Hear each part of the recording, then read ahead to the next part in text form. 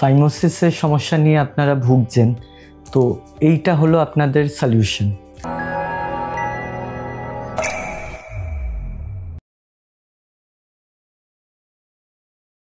নমস্কার, আমার নাম ডক্টর অনির্বাণ ঘোষ, আমি একজন অ্যাস্থেটিক প্লাস্টিক সার্জন।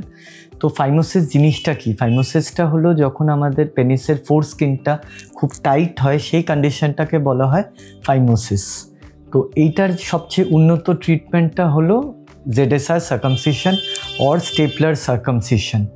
এইটা লোকাল অ্যানেস্থেশিয়াতে করা হয়। এটা অপারেশনটা করতে মিনিমাম 10-15 মিনিট মতন লাগে।